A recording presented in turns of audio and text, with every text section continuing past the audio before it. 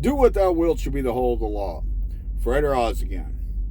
Today I wanted to make a video to address some questions that I get all the time. I'm all the time asked, how do I join O.T.O? What's it like in O.T.O?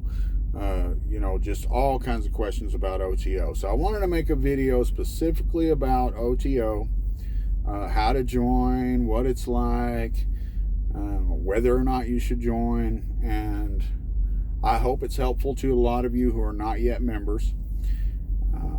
First of all, I'd like to say, if you're new to the channel, hit that subscribe button for me. Help support the channel. Like the video. Leave me a comment, especially for you brothers and sisters who are already members of O.T.O. Leave a comment down below. Talk about what your experience was like. Maybe cover things that I miss in this video. And just give the new people and the other people watching this video some more advice, maybe. As this is really for them, okay? Also, if you enjoy the content and you'd like to support the channel going forward, there will be a link down in the description to my Patreon. You can join that, pledge a little money to support the channel. You could also purchase a t-shirt, which are below the video and also in the links. Consider supporting the channel. Keep me motivated to keep this content coming, okay? All right, so O.T.O stands for Ordo Templi Orientis, or Order of the Temple of the East, or Order of Oriental Templars, okay? Now, there's a lot to talk about, really, and I'm probably not going to be able to really cover everything in this video, but I just want to put something out here to give you a basic idea, okay? So what is O.T.O? O.T.O, in its original form, was an irregular Masonic rite. Okay, so you've got regular and irregular Masonic rites. Basically what that means is it was a Masonic rite that was not recognized by the Grand Lodge. Like today in Masonry, you take your Blue Lodge degrees, or the first 3 degrees, and then you would choose to either do York Rite or Scottish Rite. Everybody's heard of Scottish Rite. Okay, and well, O.T.O was an irregular rite of Masonry, which is one of those types of rites that is not recognized by the Grand Lodge. Now, this was before Crowley took over. When Crowley took over, he restructured and rewrote everything to be in line with Thelema. Okay, and at that point, it was no longer connected to Freemasonry at all. Okay, so O.T.O does not make Masons. That's a question that I get a lot, is what is the connection between the two? Really, the only connection is that at one point before Crowley took over, O.T.O was an irregular Masonic rite. Okay, today there's no connection between Freemasonry and O.T.O. So also, what is O.T.O? O.T.O was Crowley's way of creating some kind of we could call it an experiment in Thelemic society. It is an initiatory order, and not so much a secret society as a society with secrets. Okay, so it is a social type of order, in contrast to the AA, which is a teacher-student type of order. So O.T.O doesn't really have teachers per se, and you won't be tested or anything like that. The initiations are experiential and teach life lessons through symbol and allegory. Okay, so what can you expect, like, as an O.T.O member? We'll talk about joining in a moment. O.T.O does a lot of feasting, so there's a lot of like potlucks and food and drink, and a lot of like group ritual, like the Gnostic Mass, like celebrations of the Thelemic holidays. There also is a lot of classes and lectures and social outings. It's really a lot of social activity involved with O.T.O, okay? Whereas AA, there is no social structure of any kind, really. So O.T.O is like one path, whereas AA is another path. Often people belong to both, but O.T.O is its own thing, and there's no need to be a member of AA in order to be a member of O.T.O. Who can attend? Okay, most public bodies, okay, we're talking about the United States here. I want to be clear that things are done differently in some other countries, and often to a surprising degree to me when I hear about it. But in the U.S., things are pretty public, okay? So you can most likely, if your O.T.O body performs the Mass, you can go to a Mass, okay? If you're not an initiate, you can often go to lectures and classes, even some social events. Sometimes there may be a suggested donation or something like that for non-members to help support the body, but there are, in general, quite a few things normally that non-initiates can attend in O.T.O. And this is how you kind of get your foot in the door and go start to meet some people, is by attending some of these public events. Something that's important to know, that there are 3 different types of O.T.O bodies. You have camps, oasis, and lodge. Okay, and there are different requirements that a body must fulfill to move up this chain of types of camps. Okay, so an O.T.O body typically starts out as a camp, and a camp is not required to perform the Gnostic Mass and to host certain numbers of classes and stuff like that. Okay, an oasis. But in order to move up to the oasis, you have to perform so many masses a year, so many classes a year, initiate up to a certain degree, etc., etc. And then those requirements become even more stringent to become a lodge. Okay, so if your local body is a camp, they may have far fewer Mass performances. They may not even be able to perform the Mass yet.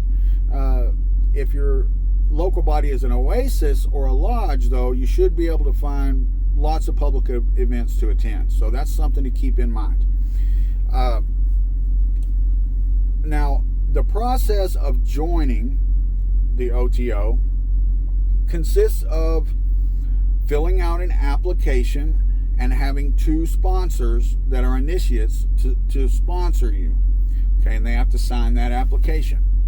Typically, you're going to want to go to some events. You may be able to accomplish it on your first visit, but likely you may have to go a couple of times before you'll be able to find people to sign off as your sponsors. But in general, sponsorship for the Minerval degree, which is the very first initiation, the 0 degree, is typically pretty relaxed. So you shouldn't have any problem making connections with a couple of people after attending a couple of events and being able to get someone to sign as your sponsor to take your first initiation. You may want to spend months going to events and getting to know people and feeling it out and seeing if it's for you, or you may want to jump right in. If you feel like you're wanting to take initiation, you're going to need to ask someone, and then they'll direct you to the right person, and that person will give you an application.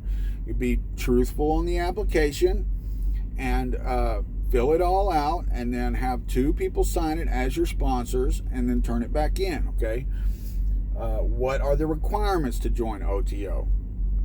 I believe the exact wording is, any individual who is free, of full age, and of good report is entitled to the first 3 degrees of O.T.O. Okay, so which encompasses Minerval, first, second, and third.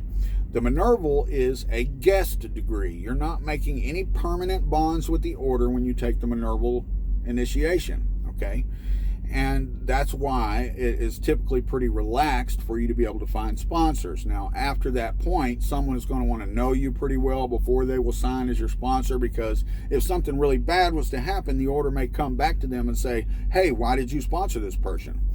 But when we're talking about the guest degree, the Minerval degree, it's typically fairly relaxed. So some hurdles that people seem to find, or that I seem to believe people find, is that it can be somewhat daunting to go visit a O.T.O body for the first time. You don't know these people. You know, oftentimes these people have known each other for years and have all these shared experiences through initiation and stuff like that. So it can be kind of hard to come up with the nerve to go for the first time. And you know, you may have all these expectations built up in your head. And I would say that you should just throw all of your expectations out the window, okay? These people are just normal folks for the most part, and that O.T.O is there to welcome new people, and they have welcomed many new people, and they're usually good at it, and usually everybody's just going to be friendly and regular people. Don't build any expectations up in your head and go in there like trying to prove something and be Mr. Van Helsing and whatever. Just go in there with an open mind and go meet people and hang out, have some food, see a Gnostic Mass, and try to make some social connections.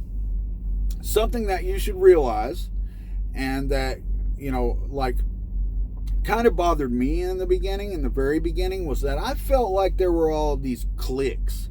Like you see these people over here and they're talking, and then you walk up to try to get in, and then all of a sudden everybody kind of clams up, and it can make you feel like they don't like you or they don't want you around. But what you have to realize is that these people have taken initiations and oaths of secrecy and stuff like that, and there's a lot of times that these may be a few third degrees over here, and they're talking about something that you're not allowed to know yet.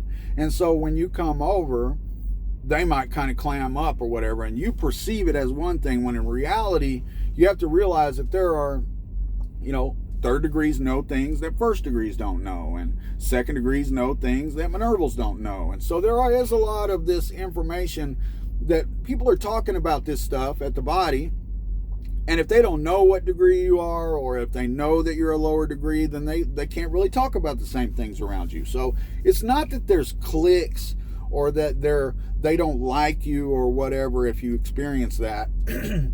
It's just that they were probably talking about something that you're not allowed to know yet, okay? So be aware of that and get past your anxiety. Like, take the leap, make the first move. O.T.O's not going to come to you.